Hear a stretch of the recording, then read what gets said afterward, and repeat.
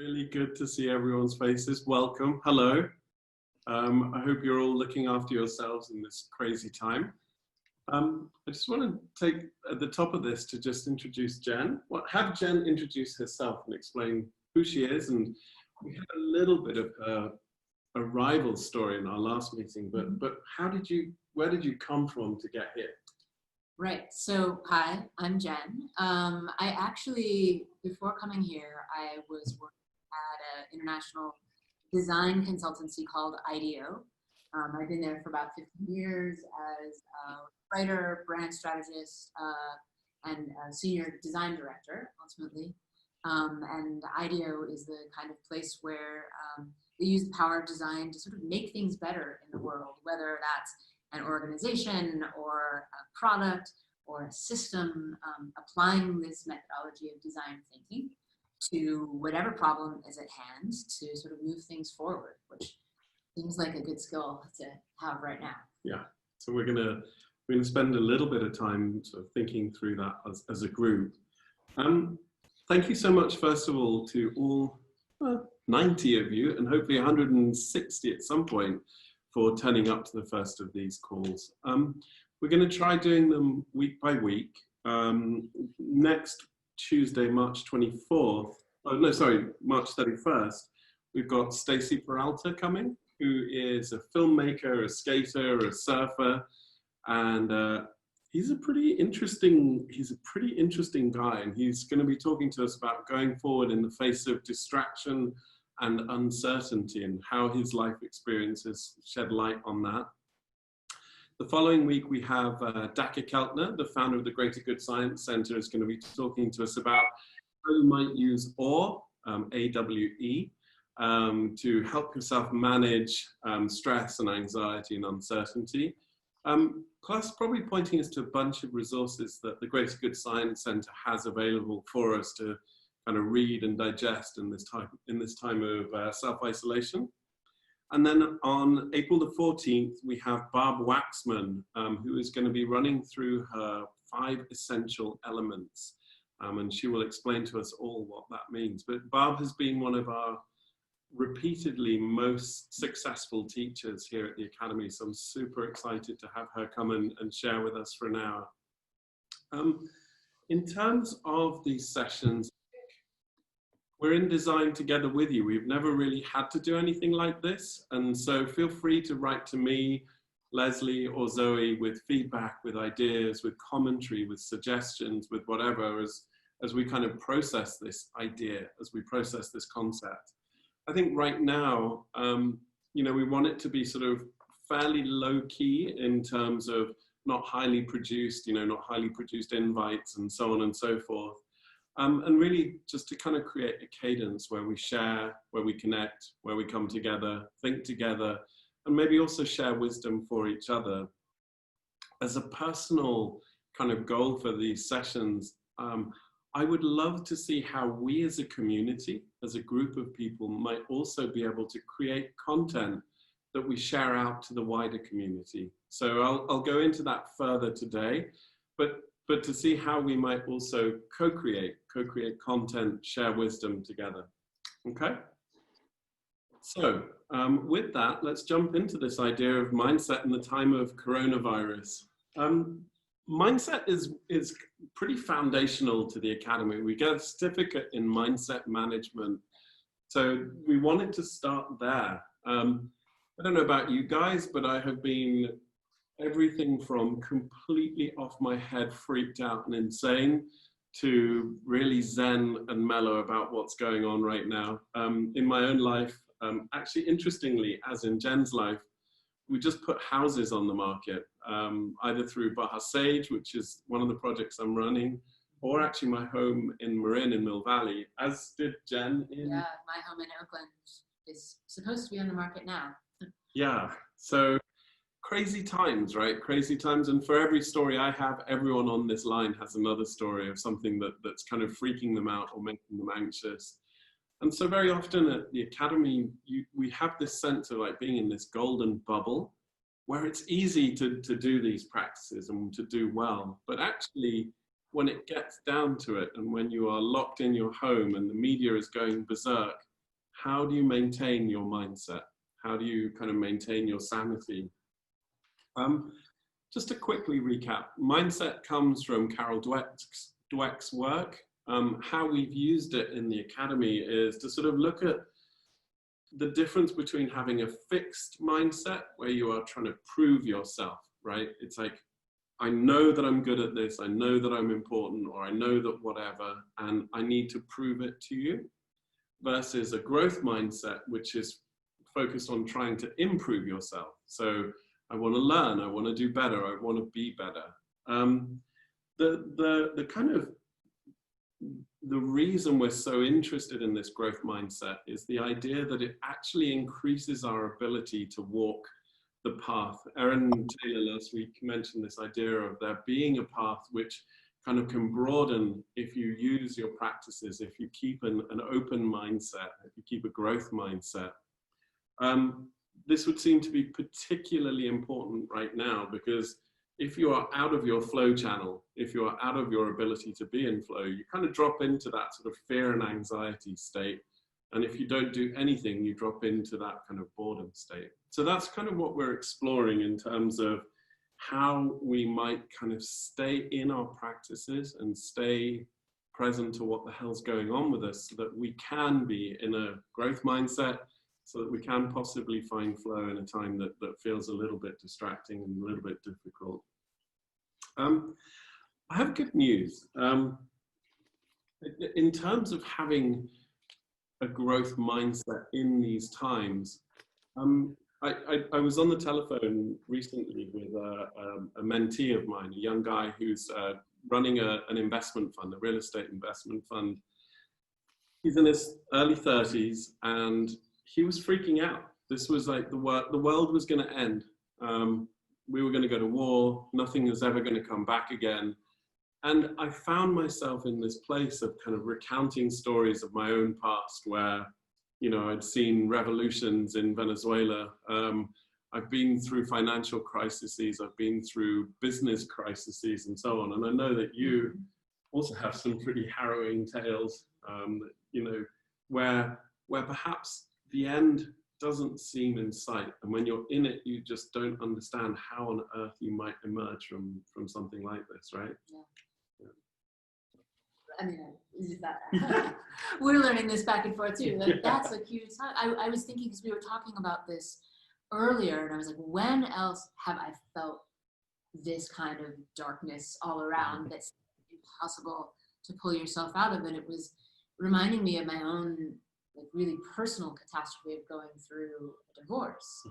And, you know, I didn't, in that instance, I didn't have all of these people kind of going through it with me simultaneously. I felt really stuck in it on my own. But it was really similar in that it was that moment where everything changed overnight, right? I went from being in this loving couple to being on my own. I went from living in this like sort of beautiful condo in San Francisco to living in a really depressing single room apartment that was kind of like dark and unhappy. I couldn't bring my pets with me, so I didn't have like little fur baby support network, and my work started suffering too, because I was in this moment where I couldn't focus, and so I was crying every day in my office, like just unstoppably, just holing up in a phone booth, you know, just to like cry by myself.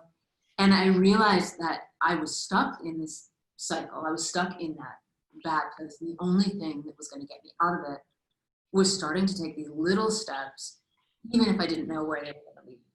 Right? Like I had to sort of like whack myself on the butt and get going. And so I started to take up yoga for the first time and just made myself go, even though I didn't want to go.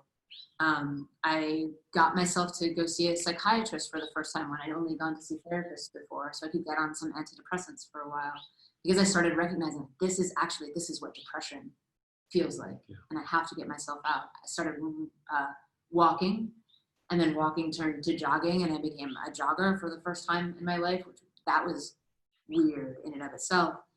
And it was just about repeating it over and over, knowing that eventually each of those steps would lead me to a different place. And eventually they did. And sort of that thing where it happens slowly and then all at once, that I was able to shift and I was able to make that change. And one day it was like, oh, that darkness had lifted just enough that I could see the other side, and that felt so amazing. And I just had to keep throughout all of that the mindset that it was possible, even when I couldn't see it. So we're gonna just give you 2 minutes. Find a pen, find a piece of paper. Just think about a time in your life when you faced catastrophe, and what did you do to find balance? What were the strategies that you employed to find balance? And how did you know that you were coming out of the darkness? Just take a moment to just kind of reflect back and see what your own experience has taught you about dealing with the seemingly catastrophic. We'll just do 2 minutes.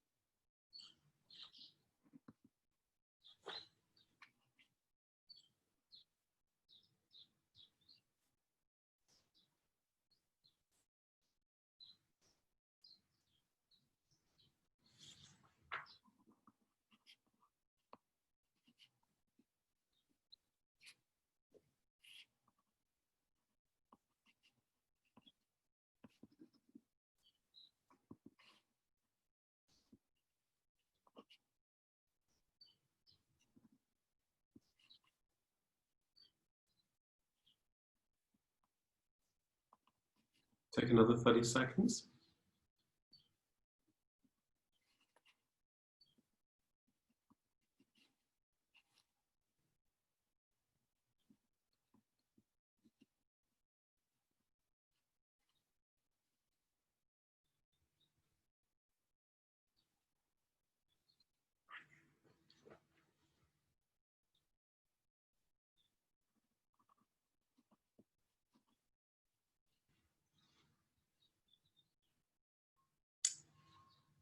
I think in our work here, much of what we're promoting is the idea that you need practices to notice yourself before you can stop yourself from going in any given direction.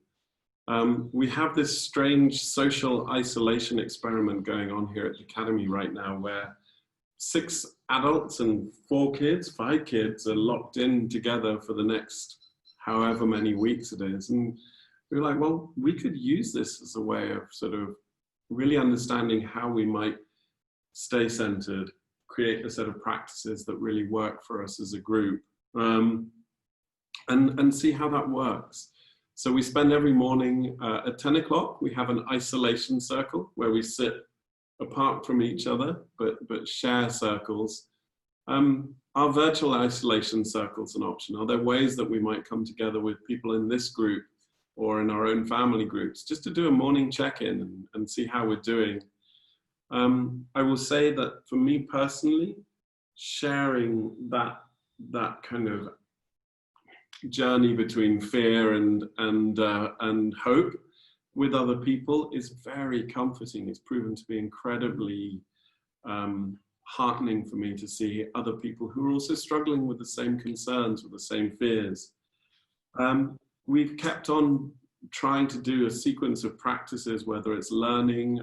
Teddy's running yoga lessons every day for us as a group. Also, really thinking about using the kind of the best in behavior change science to work on changing things that we want to change during this time. And in a capsule, in a bottle, the idea is, how do you create friction for the things you don't want in your life? So if you're on a diet, maybe you need to lose a few pounds during this period. Not having chocolate in the fridge creates friction to go and find chocolate, right? So how do you sort of raise the stakes for you to do the things that you shouldn't be doing?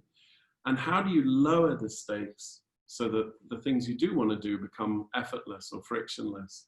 And for example, we have a very clear agenda on most days of the things that we want to do.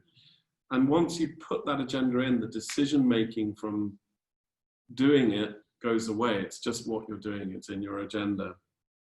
The other little thing that myself and my family are working on is the to-do list. What is it that we want to do? And the not to-do list.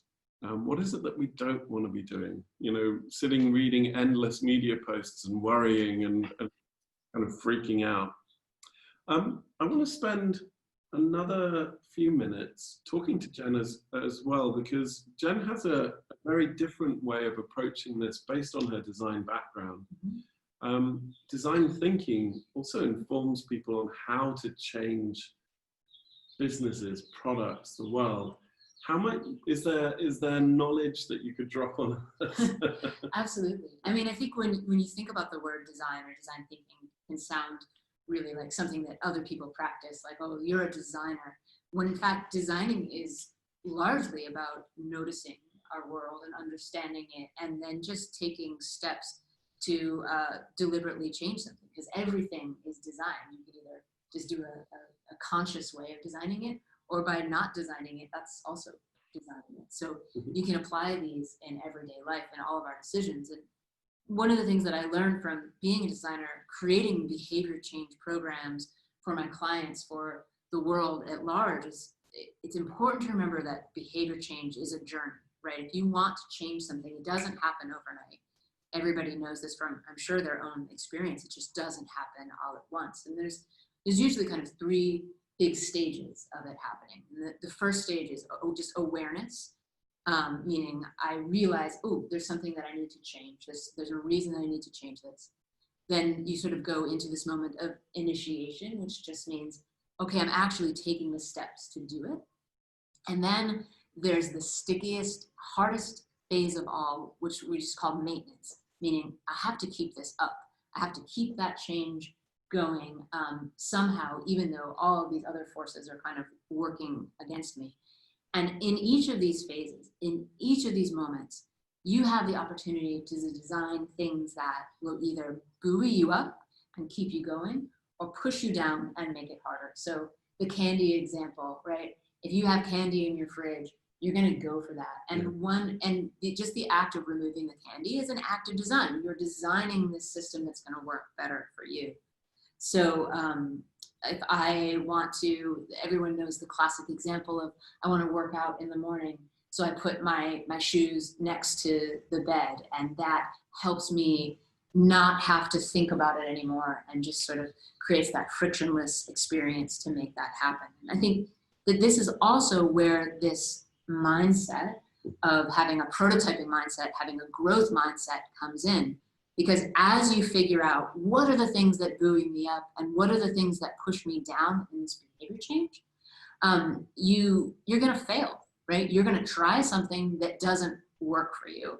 And instead of that being a moment of saying like, oh, well, I'm not going to do it, I was never meant to do it, you use that as a learning moment to say, this doesn't work, but what little piece of it maybe worked, and what can I build on and iterate a little bit to make this work even better? So if it turns out that I get the munchies and that candy not being there really frustrates me, maybe I cut up some of my very favorite fruit that kind of feels like candy, and it's mango, because it's super sweet, and I leave that in the fridge and it's already cut, and it makes it easy to grab it in the same way that I did candy. So you're just prototyping your way forward, trying the things, failing at things, and learning from your failures to keep moving on and keeping that growth mindset, because it's a long journey. How do you let go of an idea and not punish yourself when you do fail? I think it's about reframing that failure as a learning moment, right? That if you look at every failure as something that you did wrong, it is going to keep you down. But if you look at it as something that you can take something away from, and also just having a good attitude about it, laughing at yourself and saying, well, that didn't work, something else is going to work. Bringing that attitude of playfulness into your day and into your work. There's a phrase that we used to use at IDEO, which is to fail early to succeed sooner. So you're actually welcoming failure. You're saying this is a good sign because I'm learning what doesn't work, and that gets me closer to what does work a lot faster. Yeah, and that very much seems to be in line with the growth mindset idea, right? Rather than to prove, it's to improve, it's to learn. Yeah. So it builds momentum. Yeah. We've been talking a lot in the last week around how you keep moving forwards to build momentum, especially when you don't know where the rest of the world is going, right? How do you create your own independent momentum in that environment? Okay, so here's what I'm going to propose. We're going to do breakout groups. But what I would love before you go in is for you to spend another 3 minutes journaling on what's worked best for you and in the past, now and in the past, to face your fear, your uncertainty, and the unknown. Let me give you kind of a little bit of a frame for this, that you understand what we're going to do. What I would love us to do as a group is we're going to go into a breakout group. We're going to discuss our own personal strategies, whether it's a meditation practice or whether it's group Zoom calls or whether it's a workout that you do, whatever the hell it is that you've been doing that has really helped you through these difficult times and through this specific difficult time. That's the first thing. Each group is then going to share ideas on our forms, and Zoe will explain that later. And my vision for this, my hope for this, is that we will be able to create a top 10 list of hacks or strategies or practices from the MEA that we can then share out with our broader community in the world. Okay, so we're going to do something constructive. We're going to build something together. So in your journaling, just be thinking about if you were to be able to give one piece of advice to anyone in the world, what would that be in terms of how to best manage yourself? You're then going to go into groups and discuss it, that advice, and then we'll come back together. Okay, so first step, journal into what would your one piece of advice be? And if I could, I just want to jump in and thank everybody that did send their answers in. We set a prompt to a forum in the invitation. So I think there were 12 of you that sent in some really great ideas on coping and mindset strategies. So thank you for that.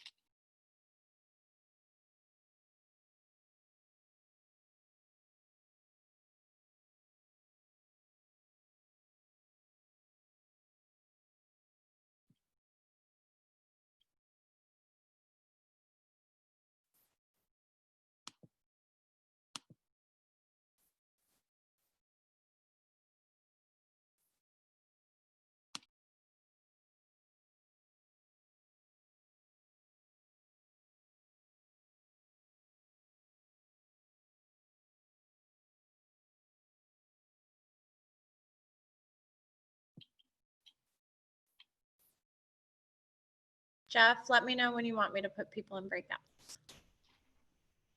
1 minute. Y'all have 1 minute to finish journaling. Thank you, Zoe.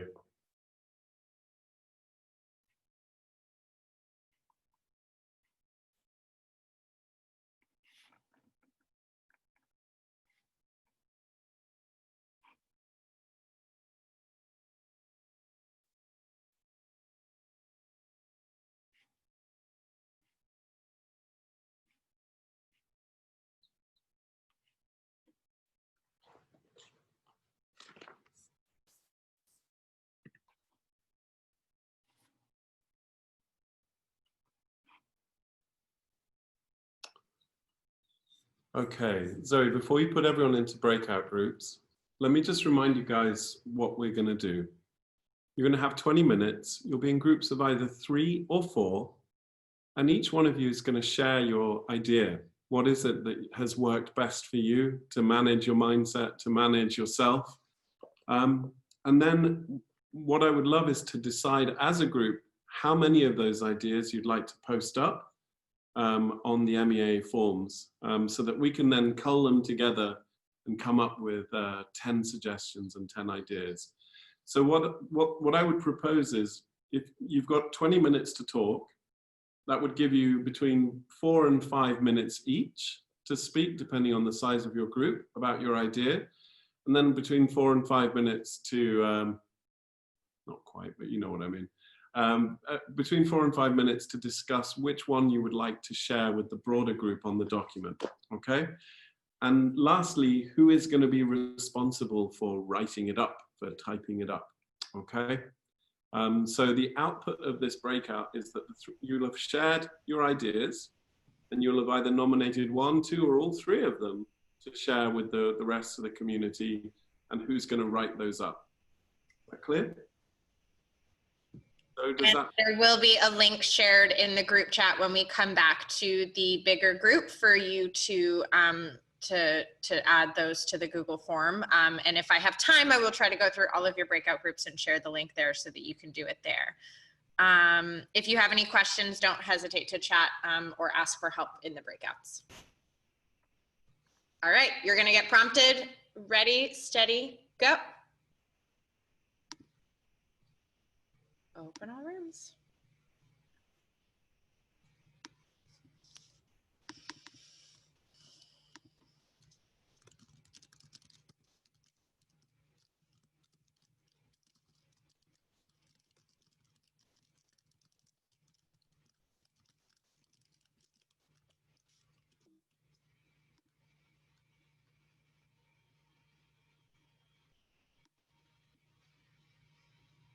Okay, we still have 3 people on this line: Jack, Mary, and Cheryl.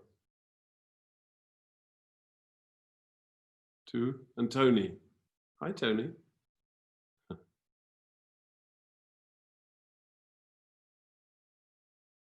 I can't hear you, Zoe. If you're speaking, you're muted. Mary, Cheryl, and Tony, if y'all could follow the prompt to join your rooms.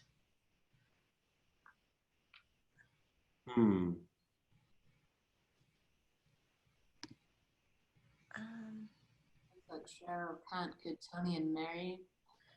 I am prompting you all to go to a different room. So let's see if that helps. You should all.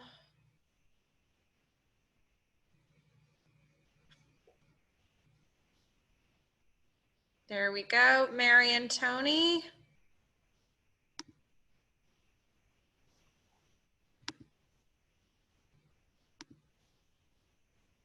Joy of technology, hey?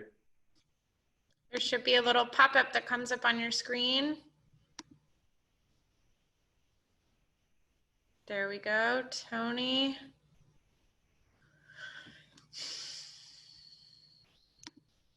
One more.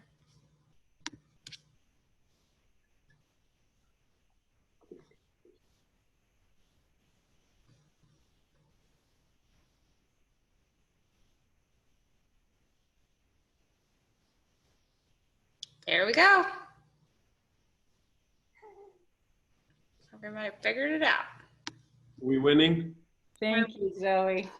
No worries. Oh shit, and one person is unassigned. Hold on. This is very interesting interface. Okay. So I got a pop-up, but I just didn't accept it. I just said later. Okay, yeah. That's what we tend to do. It just means that the room that you're meant to be in has 3 people, which is fine. There we go. They're all 4, 3 people. We're good. One group has 2 people, but I think it'll be okay. Some people are putting ideas up in the notes as well, hey? Some people can't break out because they're not in an appropriate place.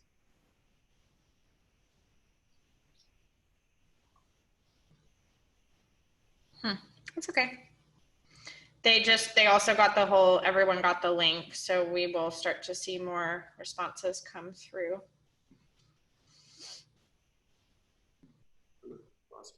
3 stages. Oh, the 3 stages. Yeah. Awareness, intuition. Cool. Nice. I like the chat. Some of the chat was really helpful. And that's saved too with the recording. So it's nice to be able to go back in there. And the funny thing is that private chats are also saved. I almost responded to a private. I'm like, oh, I can't do that. We can look and see. I'll pass the notes in the class. Have you ever seen anything outrageous being passed behind the scenes? No, I mean, but you guys, I think I shared the chat transcript from last Tuesday's call in email threads. I just didn't look. I didn't take the time. I read the whole thing because I was pulling out all the comfort words and there wasn't anything.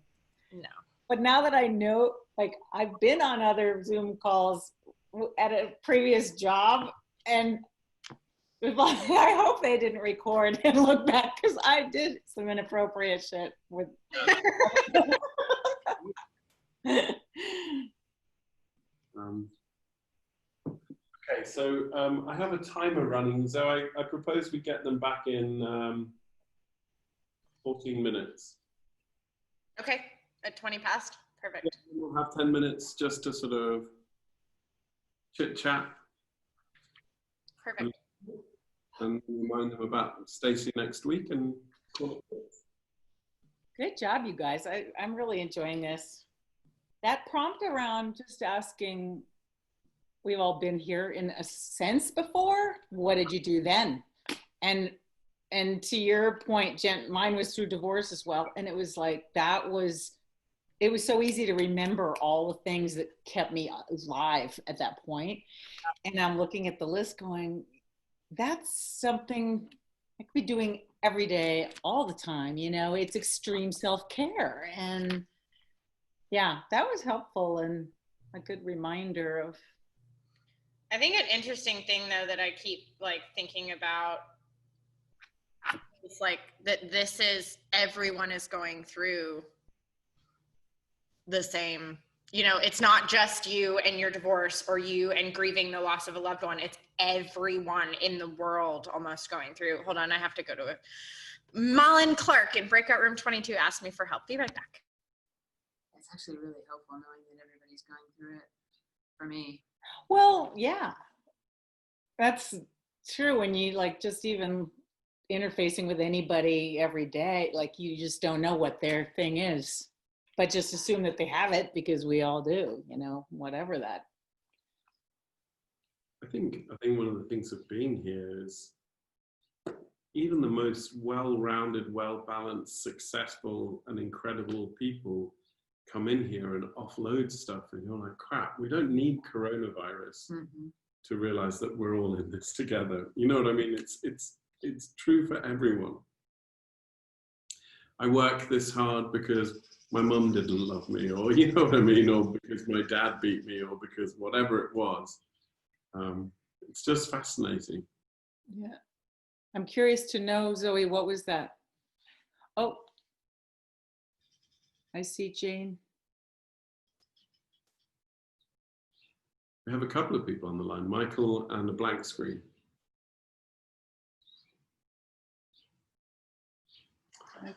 Michael and Jane, but I can't tell if they're in a breakout together or not, or if they didn't get into. Oh.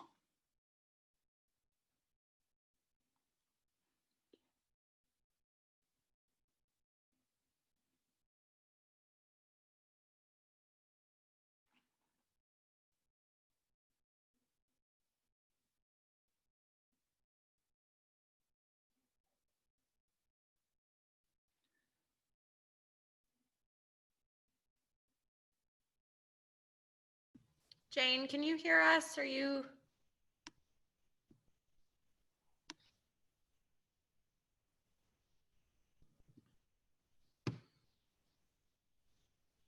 I gotta go to Breakout Room 22. Let me see.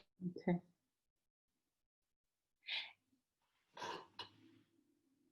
And Jane, if you have a question, just unmute yourself and you can ask. We're here for you. And if you wanted to stop your video, you can do that as well on the bottom left. I think you might have put a paper in front of your, there's a little icon that says stop video if you wanted to do that, or certainly ask us for help if you need that.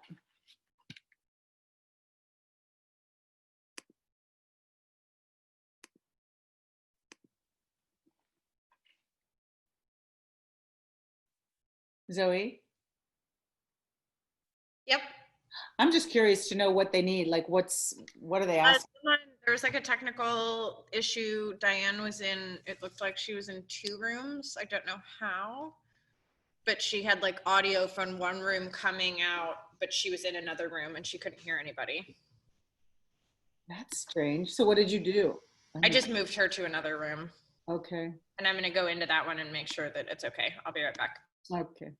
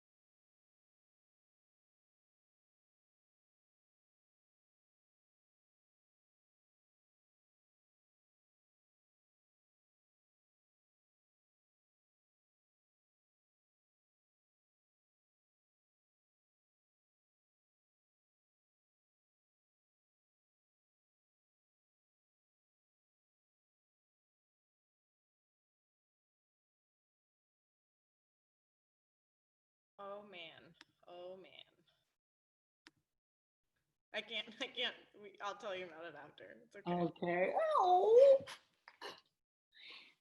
I'm like, where is Elizabeth? Shit, I can't.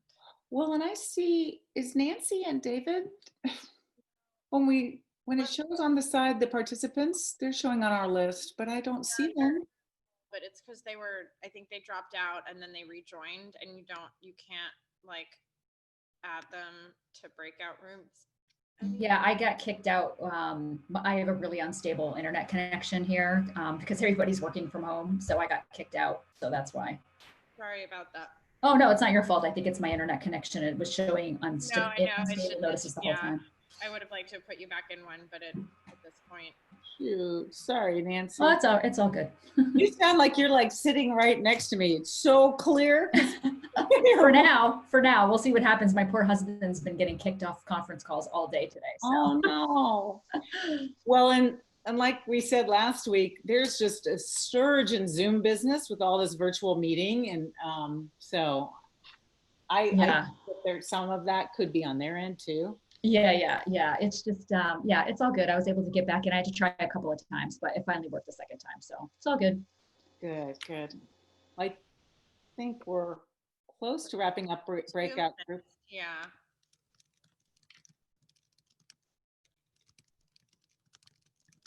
No, we had someone who thought that they were in two groups at once, and she was cloned. No, she had a phone. I dropped out of the group. She then like took over and completely like derailed. It was funny. I saw like the two other faces, and the two women were just like, he was just like, I'm just depressed and I hate technology right now. And blah, blah, blah, blah. And I was like, oh God, calm down. It's going to be okay. I was like, but, and you could hear the woman in the background, Diane, can you hear me? And I was like, I think you're on the phone with somebody else and you're pissed off at this call, but you're on the phone. And oh, so it wasn't even. She's like, the host muted me. I can't believe this. And I was like, it's okay. Take a deep breath. It's all right. Oh boy. All right, 1 minute. I'm gonna close the rooms and they will be back here in a minute. Is that all right, Jeff? Yeah, and then you'll help us sort of moderate and discuss as a group. Yes, absolutely. I can unmute people. If you can just, do you want me to just pick people or do you want me to? Be the dealer. Yep, happy to do that. All right. Closing all rooms. Whew.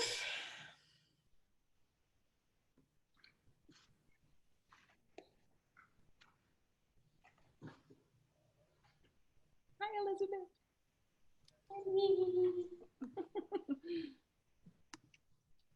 Diane. It's so fun to watch people pop back in. It's actually a little overwhelming to see everyone all at once because you can't sort of say hello, but it's like, oh my God, it's Wendy. Hi, babe. How are you? Elizabeth. Easier when there's fewer of you. Hi, Peter. Nice to see you. Peter. I watched your video the other day, Peter, and you've inspired me to try to, like, I couldn't do the sit down, stand up. Yeah. Without my hands. That you've inspired me. These are really simple exercises until you try to do it that way. So hard. I think I need a private with you. Yep. Sorry, happy to do that. Okay. That was pretty cool. Thank you. I think we're all back.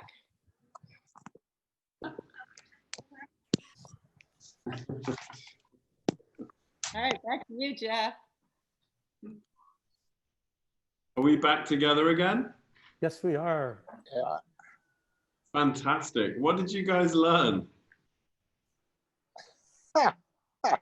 Self-compassion. We have a mystery cat floating through. We learned that in my group that we had a lot of things in common, clearly, in terms of how to deal with things in this state of the world right now. Is that Linda speaking? It is, Jeff. It's Linda. And I would like to say the two things that were really powerful for us was a tremendous sense of gratitude to begin with. Gratitude that we have homes or apartments, that we're safe and we have safe drinking water and all those kinds of things. And a sense of empathy and wanting to help in some kind of way. So those are two things. I can keep going with the list if you want me to, or I can give other people the opportunity to speak. And one of the sort of the greatest kind of ways of building momentum is to find ways of being others. Jeff, I lost you for a second. Did everyone hear Jeff, or did I not? Jeff, I think you went in and out for us for a second. Can you repeat that? It can wait. Okay. And one thing, if everybody could mute themselves unless they're speaking, that'll eliminate some background noise. Thank you. Anyone else have anything they'd like to share? Feel free to just wave your hand and I will unmute you.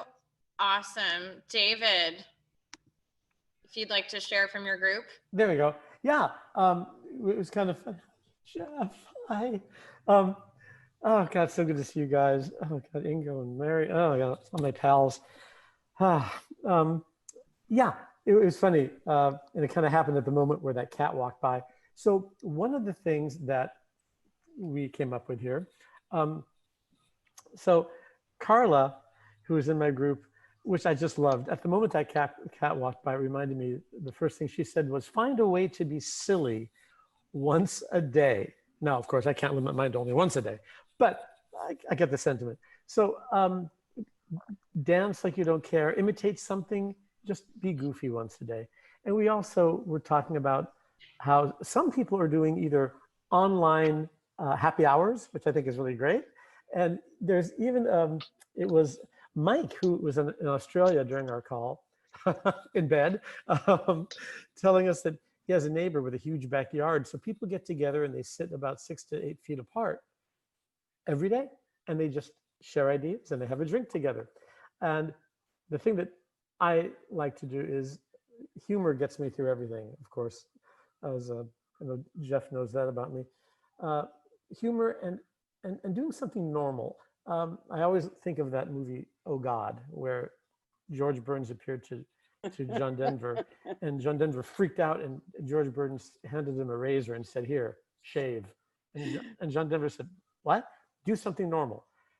So that's what I'm doing. I'm trying to do something normal, cook, laugh, be goofy. So there you go. That's what my team and I are doing. I can totally vouch for the fact that that is normal for you. You ain't saying nothing. Wait till I come back after all this. All right. Who else wants to share? Put your hands up. I'm looking at screens. Yeah, time for one more. One more. Patty, Pat, Zoe's looking at the other screen. She'll come back to you. We'll make sure. Okay. Ellen, yeah, just trying to give multiple people some chances. There we go. All right, Ellen, you're on. She's on my screen too. I don't know what screen she is on, but if you start talking and you're in speaker view, you'll see her. Can you hear me? Yes. Okay. We had some really good ones as well.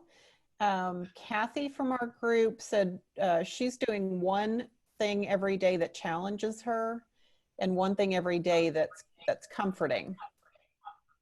And I really like that idea. She called that concept hot baths and cold calls. Joel is using music and conscious breathing, which we all need to breathe. Bud is trying to be disciplined about exercise, meditation, and he said self-care is not selfishness, and that's a great message. And mine is just journaling. I just journal to get it out of my head, and so that's what I've been using, and making sure to get outside and get some fresh air. So that's what we had. Awesome. Thank you, Ellen. Did we have Pat next to share? There you are, Pat. You're unmuted. Yeah, I just was thinking that in times of adversity, people's character reveals itself. And I feel so fortunate, and I know everybody else does, to be connected with this community of people of such fine character and who have allowed the best side of themselves to come out to support and help each other. And that was really the essence of our strategy, is to get outside of ourselves, feel love for our fellow human beings, and try to help each other. So thank you very much for everybody's support. Pat, and thank you for sharing that. And it is true that in community, and in a community like this, we bring out the best in each other. But also, Jen and I were talking about the fact that in community, part of the deal of being in community is that we disappoint each other as well, right?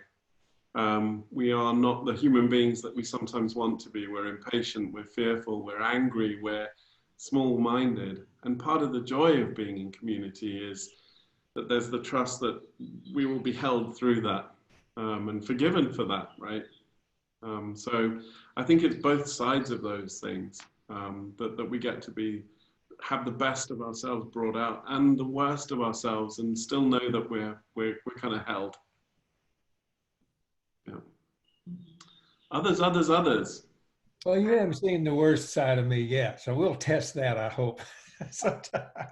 All right, I'm looking at screens 3 and 4. Put your hands up if you'd like to share. All right, here we go. Let's go to Anita. There you go, you're unmuted. Hi, everybody. Especially shout out to my stars out there, my shooting stars. My team said, hi, Jeff. My team said the 3 things that we came up with were connection with others, these Zoom calls and Skyping and FaceTiming and using Teams at work. All of those things have had a huge impact on how we all stay connected. Another one was an acronym called FISB, Focus Interstate Behavior.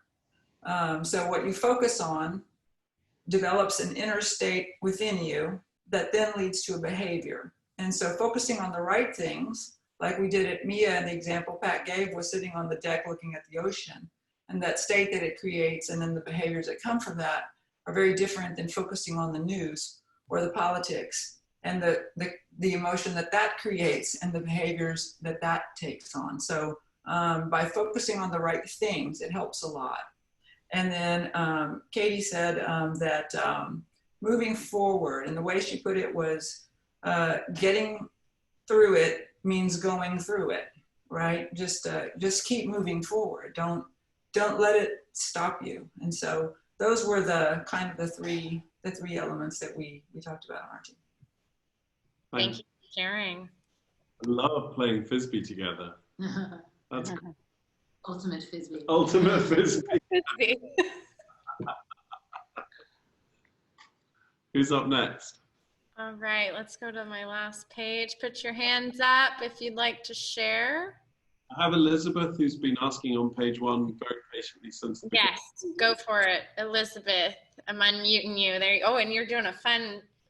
Everybody dance a little. Yes. My husband and I have been watching The Crown, so this is my QE2 move. Malin and I were alone. We had a little glitch, and so Diane, who is going to be with us, ended up we had a glitch. So, but Malin had a beautiful one, which was just about when she goes through crises, she goes straight to creating structure. Ooh. So just creating structure for yourself. And she has 2 teenagers at home. So the whole family is in structure mode now, and it seems to be really helping everyone with routines. And then for me, the learning that I think has been most profound for me is the concept of being your own best friend, and recognizing that there's a very familiar chatter in your head that during these times of crisis tends to get really super active around 3 a.m. for most of us. And if you identify that as your roommate, because you spend more time with that little person than anyone else in your life, give that roommate a name and start interacting with your roommate. And I've been doing that for about a month now. My roommate is Betty, and Betty gets super busy between 3 and 4 a.m. where she typically goes to wanting to save the world. So it's one project after another of things I could be doing to rescue everyone in my life and outside of it. You know, and I've started learning how to say, now, Betty, I get it, great ideas, but let's just settle down, take a few breaths. And really, honestly, it's really silly in the beginning, but over time, she's developing into this whole persona. So I recommend finding your own Betty and starting to talk to her, or him, or it.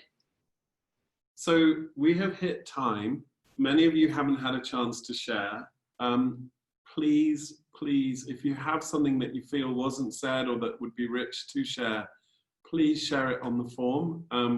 We will have a stab at sort of compiling and editing and coming out with the top 10.